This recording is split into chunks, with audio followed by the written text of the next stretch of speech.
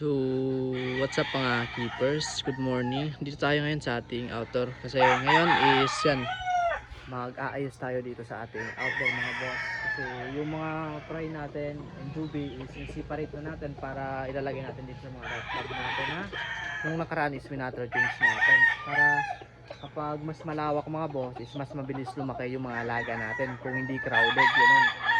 Ito yung mga isda natin dito. Yan o.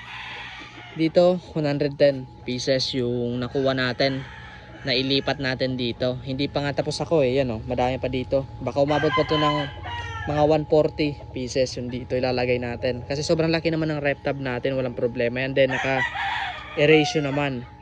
Yan, walang problema yan dito. Mga di ko nabilang kung magkano yung dito natin nalagay. Mga nasa 75 pieces ata plus. Madami yan dito mga bale tail din. Dami natin dito. Kung hindi lang dito namatay yung iba nagclumpy ng mga bale tail, sana is sobrang daming bale tail natin. Mga bale tail lang natin ngayon, mga nasa 30 plus lang. Dito mga flat gold, then mga gapi natin dito yung mga maliit na yan. Mamaya kukunin na yan nung kaswap natin ng crayfish. Yan, swap tayo ng crayfish mamaya kasi etong mga gapi natin na to, kailangan natin to i-out na kasi kumbaga wala na tayong space, kaya yan, iswap na lang natin ng 9 na piraso ng crayfish. Para dito ko ilalagay yung crayfish, then haluan ko ng muli. Then dito sa full gold naman natin, sold out na rin to. Nabili lang sa atin to ng 5 each, sabay, kasama na yung mga fry nito. Mga nasa 10 pieces to 15 ata yan. Hindi ko na nabilang hindi ko na kasi binilang yan. Bahala na siya magsandok yan mamaya. Mamaya papakita natin yung sasandok nyan.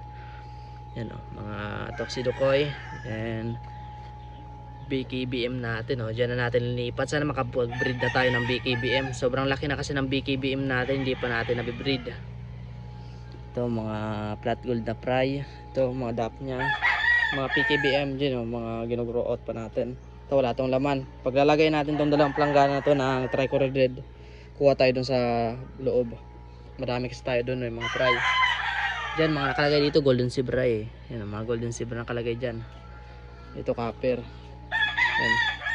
Linis-linis muna tayo dito sa ating backyard mga boss. Sobrang aga pa 6 AM. Sobrang aga natin nagising mga bossing. Yan, 6 AM gising na tayo kanina pang mga 5. Then kinuha natin isa-isa doon, then binilang natin, then lipat, kaya medyo natagalan tayo mag-post. Then naka-charge tong cellphone natin. Yan dami rin to. Lahat na yan sure na mabubuhay na. Gel food na lang tayo mamaya. Kaya yan, sambagsak muna. Kapag may nabot kayo sa video to, don't forget like and share, follow para updated kayo sa mga video. Thank you guys.